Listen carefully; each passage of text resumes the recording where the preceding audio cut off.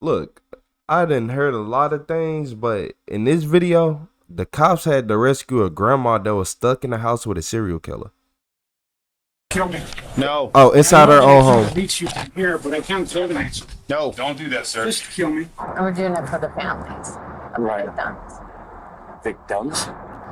When the police in Albuquerque, New Mexico responded to a domestic dispute on April 6, 2020, they had no idea that they were about to make contact with a criminal who was hiding a horrific secret. In fact, it would take another year before they realized the appalling extent of the perpetrator's crimes. And I tried to be nice, and they never appreciated. The following report is based on police records, and the footage has never been seen before until now. The police became involved after they received several urgent calls from a woman named Cynthia, who reported that her nephew, 52-year-old Paul Apodaca, had beaten her violently after a brief argument. Despite her injuries, Cynthia managed to barricade herself and her 96-year-old mother Alvina in the back bedroom, where they now waited for rescue. The first police on scene were greeted with an alarming sight. Someone's coming to the door, dude. I think it's the nephew. Hello? Deadly force, sir. What's that? Deadly force. Sir, Nah. can you please put the knives away? Please, put the knives away, okay? I'm not playing with you, bro. Put the knives away. Kill me. No. Please, can we talk to you, okay? Sir. We don't want to do this, brother. I know that I can't beat you here, but I can't organize. No. Don't do that, sir. Just kill me. Paul was no stranger to law enforcement. In addition to being a registered sex offender, he'd been incarcerated multiple times for charges including kidnapping, assault, and felony aggravated battery. However, the most depraved aspect Who let you out of jail after kidnapping somebody? Hold on. Who let you out of jail after kidnapping somebody, man? aspects of his criminal history were not yet known. We can kidnap people and get out of jail, like, and have other charges stacked on top of it. Okay. Huh?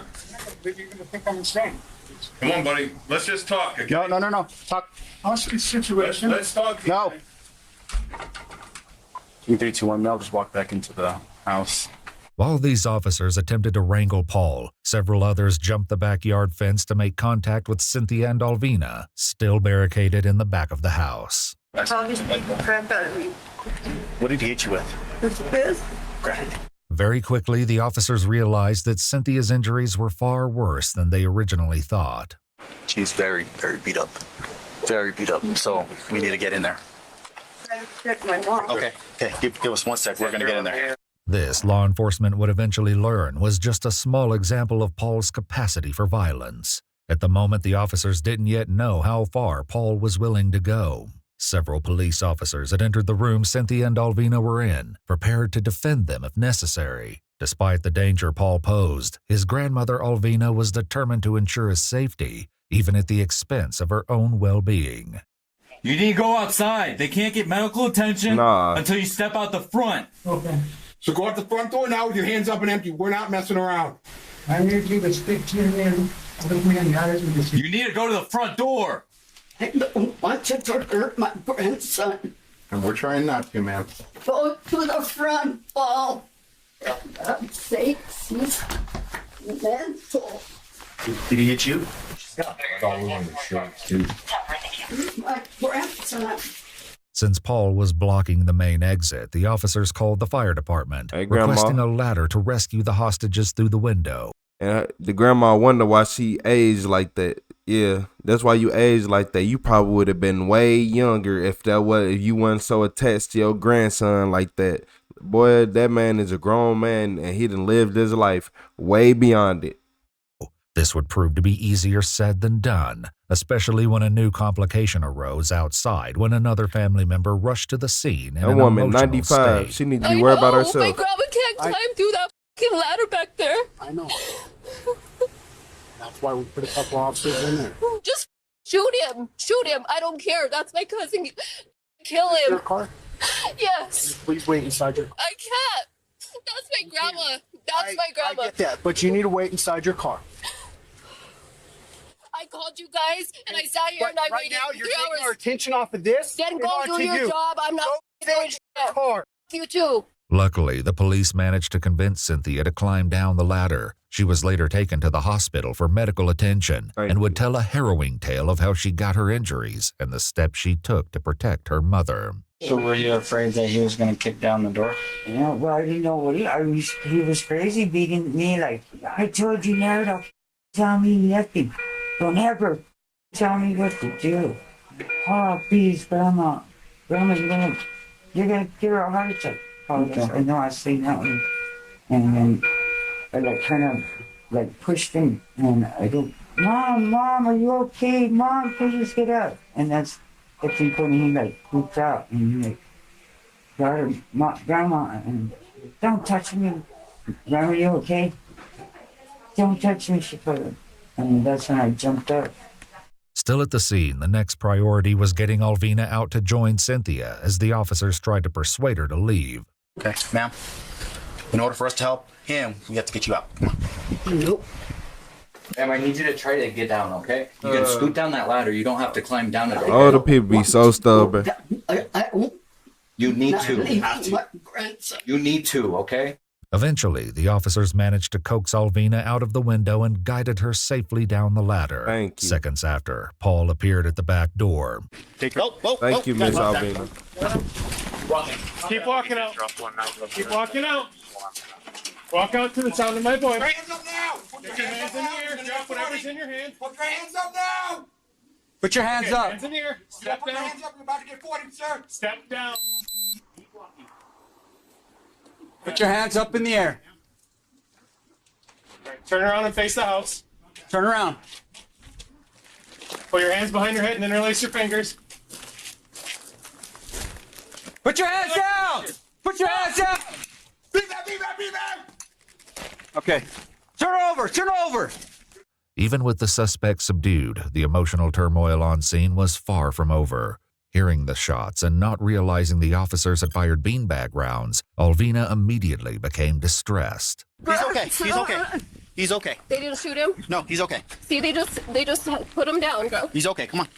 Paul was arrested and convicted of assaulting a peace officer with a deadly weapon, but it would only be over a year after Paul served his sentence for this crime that the police would learn that they hadn't even scratched the surface of his criminal record. More chilling details about events connected to several 30-year-old cold cases were about to surface. On July 20th, 2021, over a year after the assault on Cynthia, Paul was spotted wandering around outside a children's psychiatric hospital. He was arrested as there was a felony warrant out for violating probation. Yet again, this was nothing compared to the bombshell on that Paul list? was about to drop.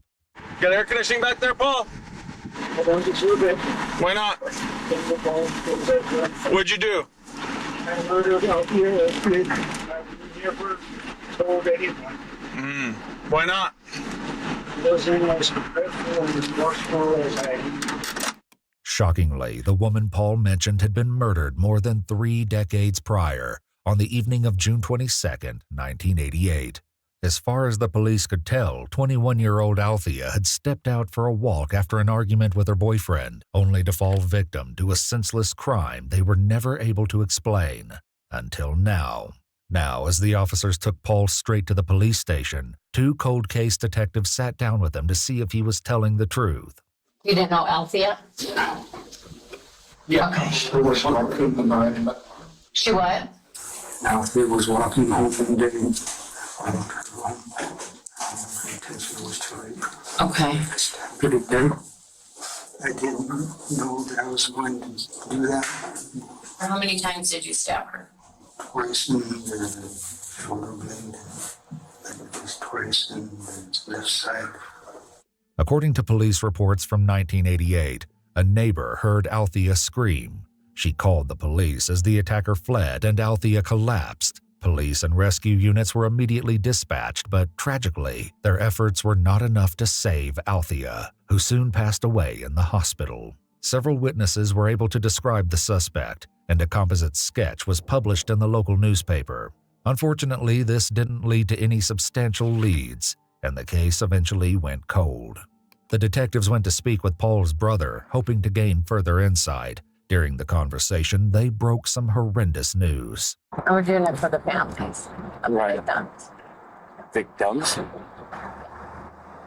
I mean, yeah. I'll tell you what I mean. And yet, Althea's murder was just the beginning of Paul's brutal rampage. Another girl was crossing a bridge. We heard her name. In the interrogation room, the cold case detectives pushed for more details. What does she look like? I couldn't tell at the range. Okay. How did you kill her? I shot her.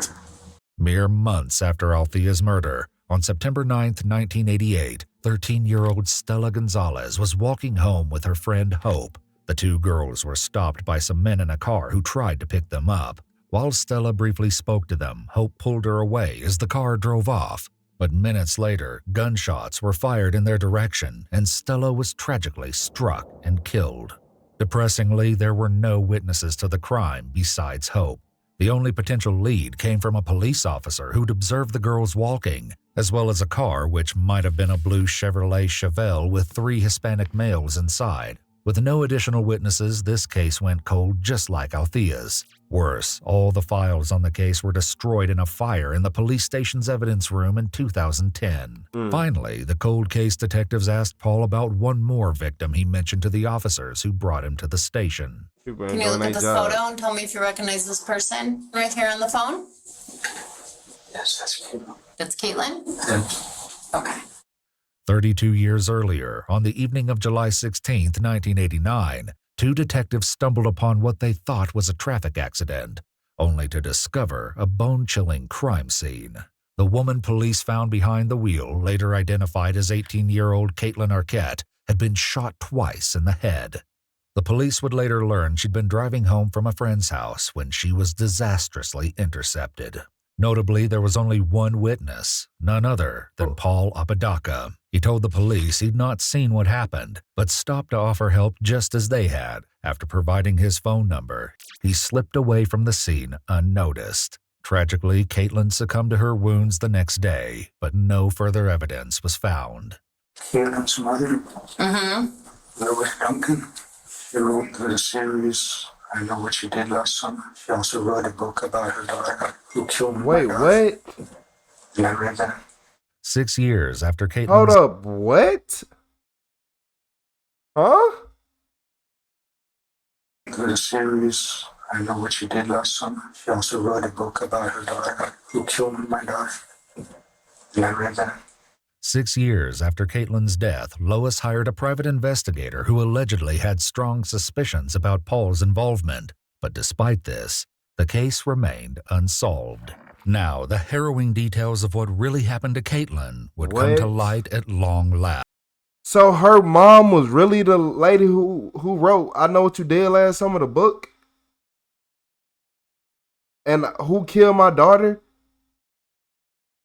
Okay. Okay.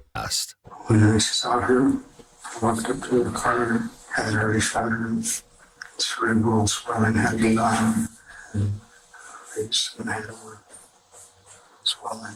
You said you had already shot her? Yes. And you walked up to her? Okay. What kind of car did she have? It was a red car, something. And where did you shoot her? I never touched her, but I shot her and killed her.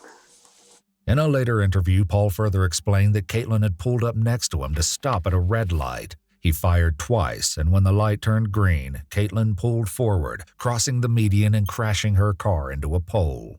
Paul said he then hid his firearm under his seat and drove up to investigate her condition. Paul's frenzied violence didn't stop there. In 1990, he was charged with aggravated battery after shooting a man who he claimed he mistook for a woman.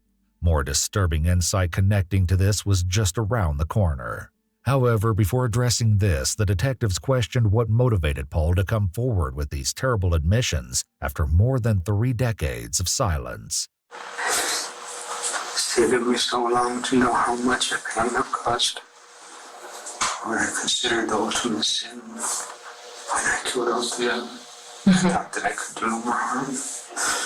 After years and years of contemplating and researching, I understand all the pain that I've caused, and I feel it for families of the people that I've murdered and raped. I've seen it in my own family, and I've done it to my own family. Paul claimed that his latest incarceration for assaulting Cynthia left him with a lot of time to contemplate his actions. He claims he spent the year crying for offending God and for hurting his victims and their families. He recounted holding a napkin to his face to collect the tears, wrote down why he was crying, and placed the napkins in between the pages of his Bible, creating what he called a book of tears. God is forgiving. God loves us and He forgives. How am I trying to understand everything that I've done? I've come to realize that I don't deserve to be forgiven. The question of what could have driven Paul to such horrific actions remained unclear until he made one final harrowing admission. Why did you do it? I had anger in my heart against women. You had what in your heart? Anger. Okay. Resentment. Why? Because I've always seen men treat women bad and they have older women and I tried to be nice and they never appreciated it. On January 29, 2024, Paul Apodaca pleaded guilty to 3 counts of second-degree murder, 1 count of kidnapping, as well as 1 count of first-degree attempted criminal sexual penetration for assaulting Althea. He was sentenced to 45 years in prison. While Paul confessed to several additional sexual assaults, he was never charged. If released, he will be on parole for 2 years and on probation for 5 years. No, he better not ever be released. Look, what just messed with me is he said he admitted to more things, and in my brain, I'm like, he did more than what if he did all of this in 1988, what did he do in the 90s? What did he do in the 90s?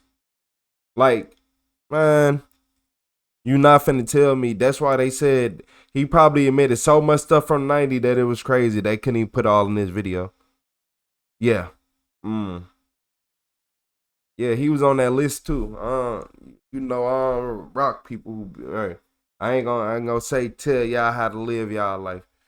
I ain't gonna say too much. YouTube like to say I'm promote stuff, so I can't really say. You know how you a viewer, you can say as much as you want.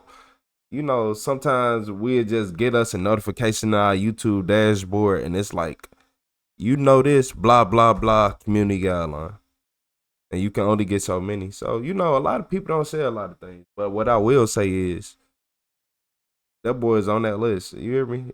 Boy, I do not rock with you. You was on that list. Like, get on, man. Stop playing with me. No. And you wrong for what you did. And you did more than you probably did some stuff that you don't even want to tell people about. Like, come on, man. Nah, I don't want to hear that, man.